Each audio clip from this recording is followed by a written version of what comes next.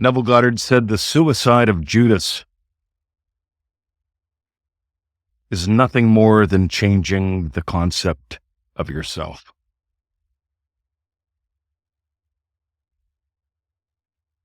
My name is Mr. 2020. You are listening to the Power of Imagination podcast. It is the 26th of November, 8:51 a.m.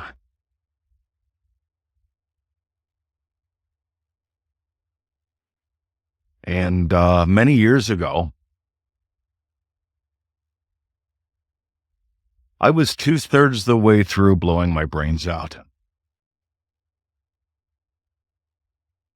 And what brings that up today is a friend of mine. Her son's now on his next adventure.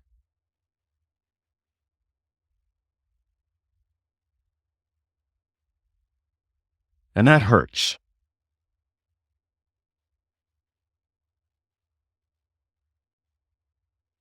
And I get it.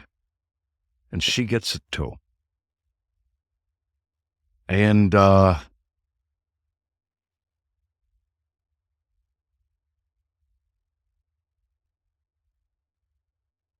we all get to imagine lovingly.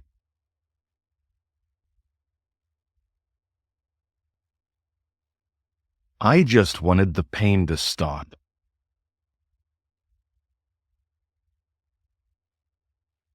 PTSD was a living hell for me. And I just wanted the pain to stop.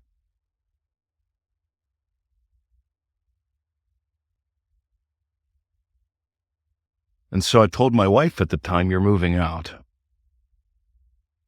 And she did.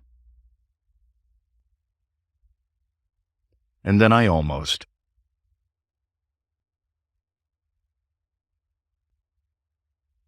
succeeded in stopping the pain that way. By the way, if you ever have any thoughts about that, I'll suggest get some help, reach out for someone. But I'm also going to suggest find someone to love.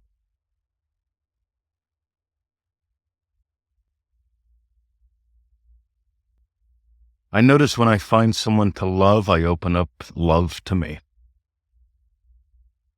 I know I am love at this point. I didn't know it then. All I knew back then was I am pain.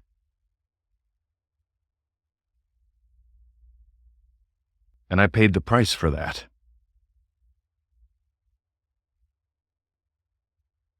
So right when I was 2/3 of the way through the trigger pull, I remembered a photo from the police academy.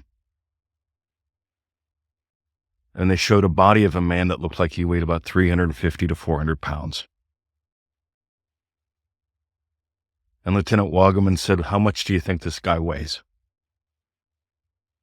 And he said he was about 125. And he'd been bloating out in the field in the summertime after he shot himself. And I did the best I could. That's all any of us can do. I sent my wife at the time away. I didn't want her there. And when I'm 2/3 of the way through neutralizing the pain, and I'm telling you how I was thinking at the time, that photo flashed in and I thought of my grandmother and my mom.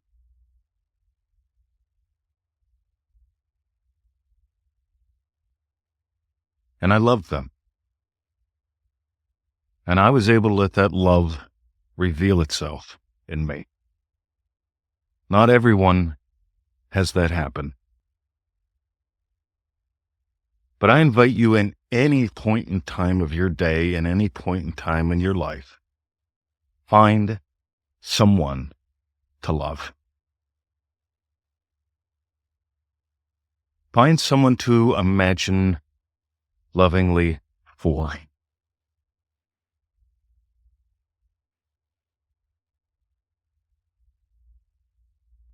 When you can find a way where you can find someone to give what you truly are to, that heals everyone.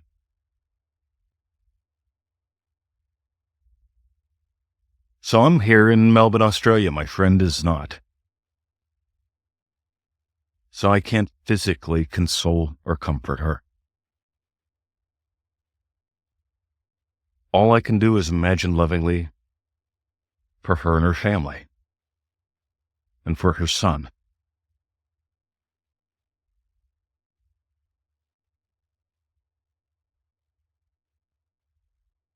When something like this pops up in my life, I often mention, from what I can tell, we don't die. I had my near-death experience in 1989, and 2 others since then. And from what I can tell, we don't die. I've also had visits from folks that are on their next adventure. Some who left under some very tragic circumstances, some self-inflicted. I guess all that started when I was a boy and my other grandma died. I was about 7 or 8 years old, and her body was in the casket, but she kept showing up. That doesn't mean I don't miss her to this day, and I certainly did as a little boy.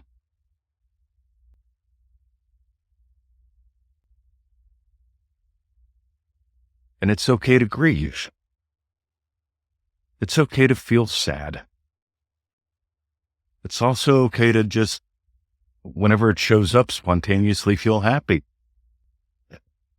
that they're on their next adventure. And you can commune with them at any time. We get to notice, we really get to keep discovering you're not your physical body. And death is a doorway.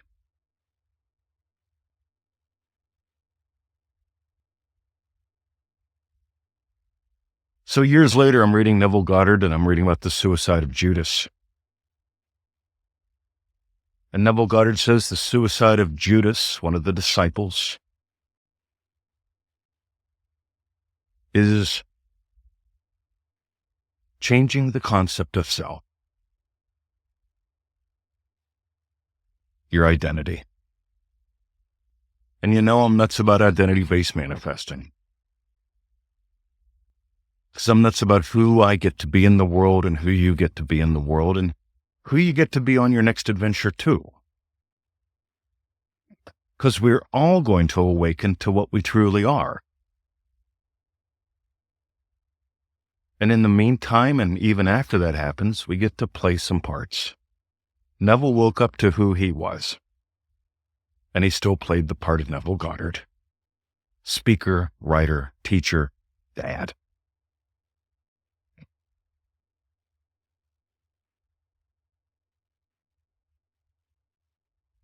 So one more. From what I can tell, people experience pain and suffering every day in one form or another, a tiny bit or a lot.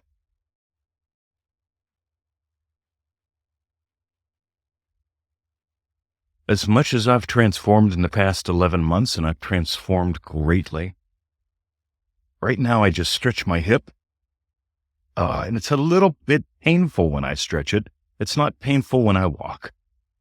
It used to be painful with each step. And I've discovered strengthening and stretching. That's what I'm naturally doing now since I changed my identity, my state. I went from someone who was happy with progress to someone who doesn't settle for anything less than a miracle. Transformation. See, self-improvement is totally different than personal transformation. Because you're the personal. God, the ever-almighty universal giver of life, you're the personal. The spark behind your eyes is God having the adventure of a lifetime. Let it be personal. Let it be fun. But don't ever take any blame on. Blame is bullshit. And I blamed myself for a lot back when I was suffering, when I was in pain with my hip and with PTSD.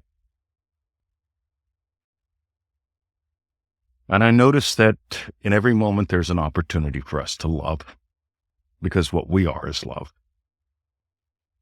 And I need you to know how much I love you.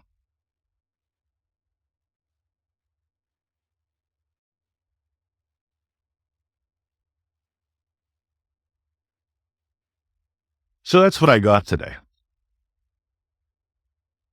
Want to do something special?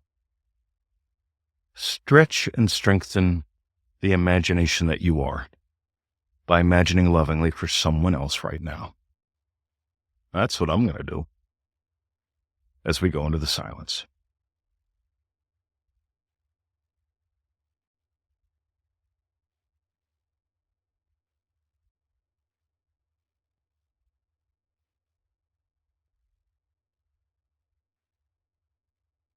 So I can't imagine the pain that my friend is having. The cause of the pain, the type of pain. I can't do it. I just can't. But I can express the love that we are.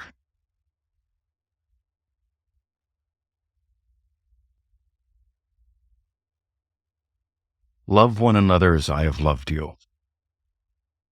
That's a nice scriptural quote, isn't it? If what you are is love and you came here to imagine lovingly for my friend today. Imagine lovingly for your friends. Because we came here to remind each other, to invite each other to the dance that we are.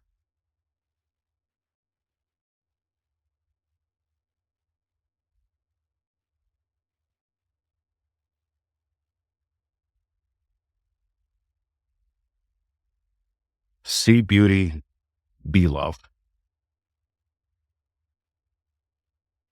I love you. See ya.